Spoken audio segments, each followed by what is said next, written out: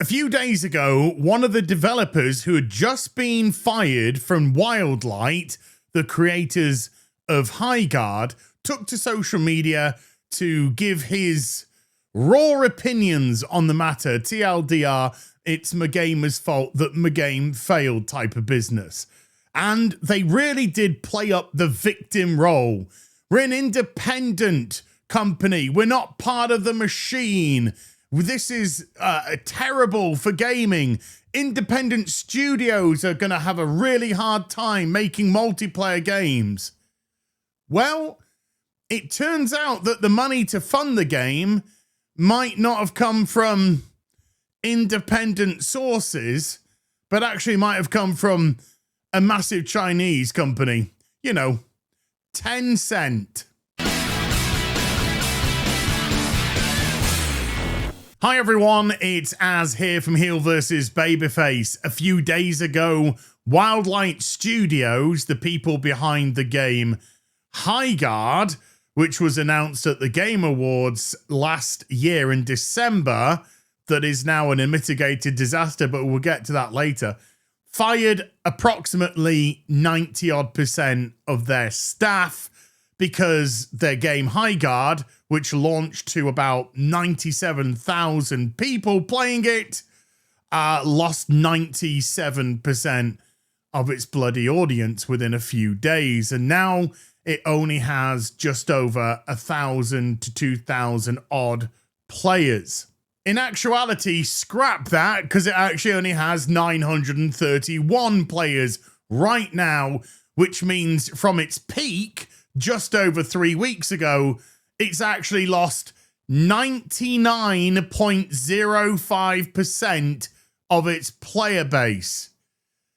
That's very careless, one might say. What's even more concerning now is 90% of the staff gone, 99% of the player base gone, and during the end phases of the Real BBC stream, myself, Gary, and Morley yesterday, this happened to the website.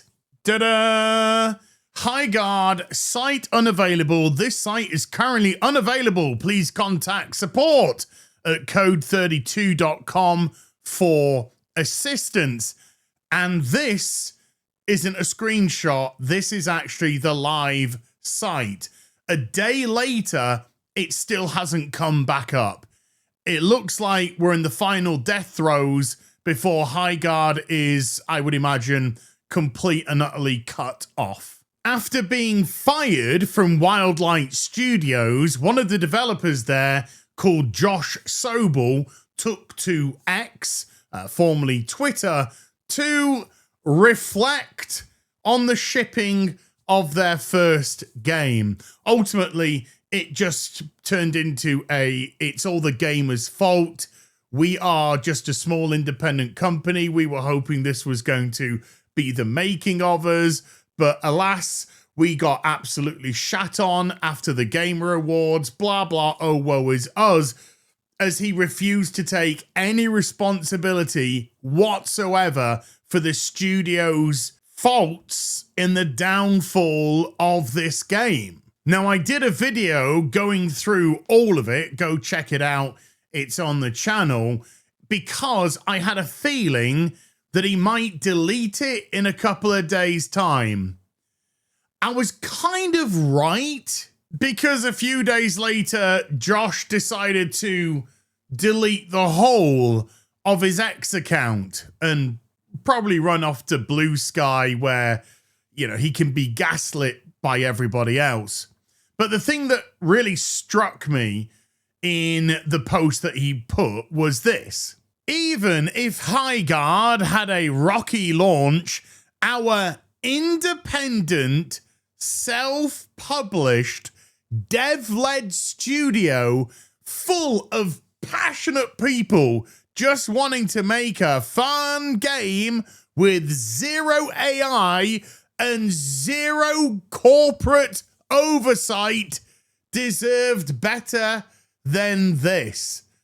Well, I think that's going to come back to haunt Josh right now, because yesterday a website called GameFile are now claiming that the funding behind Highguard was actually Tencent.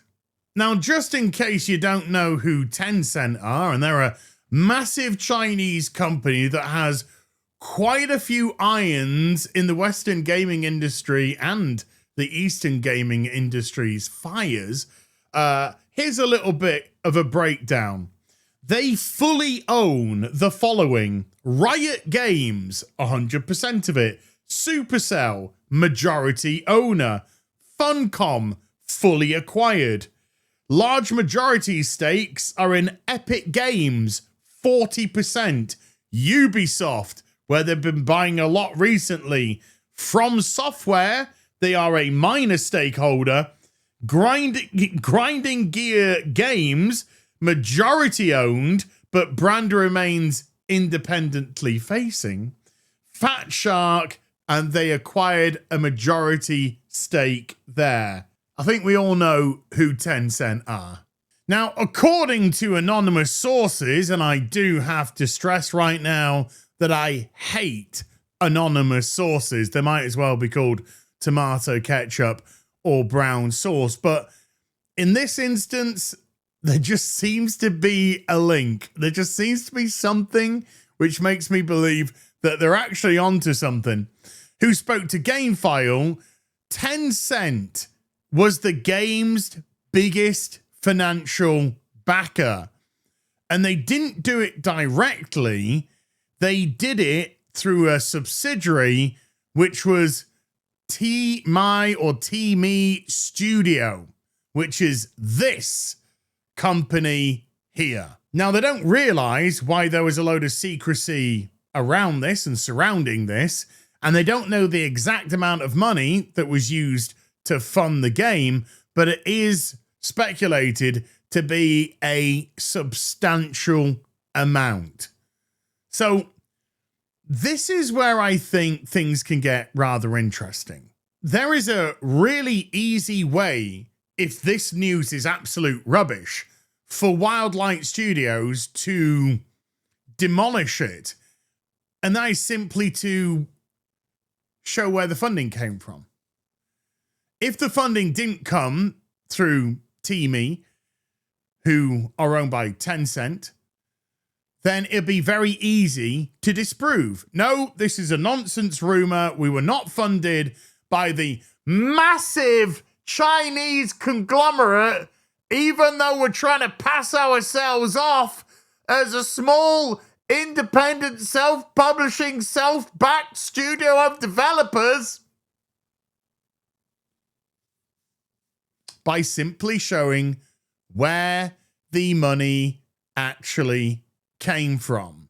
So in this instance, I am actually very okay with sources say, because it would actually put some pieces that were confusing into the puzzle.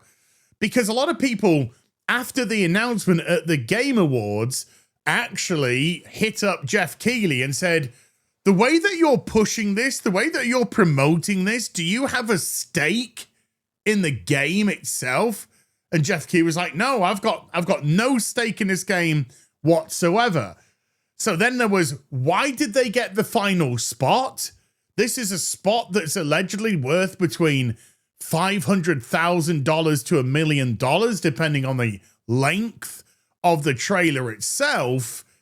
And yet it was apparently given for free because it was a small independent studio with independently dev-led independentlies, when in actuality, it was probably just Tencent paying it. And that would make a lot more sense. I'm not saying it's exactly right, but it just makes a lot more sense than the other idea. I don't think Highguard is too long for this mortal realm. I think it's going to shut down exceedingly soon. They simply don't have the number of players, and the number of players cannot translate into finances. They've lost 90% of their staff. This whole thing was just so bizarre from start to near finish.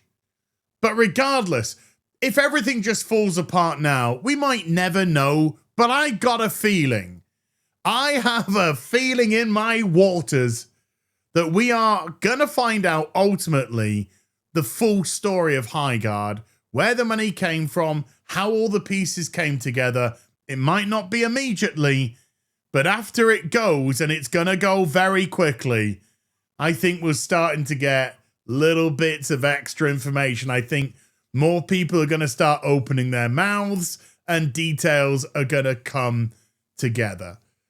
Well, come what may, Highguard has become part of the Concordian timeline, as it's now being referred to, and will be forgotten about just as quickly. I'll see you in the next video. You take care. Goodbye, Balooble.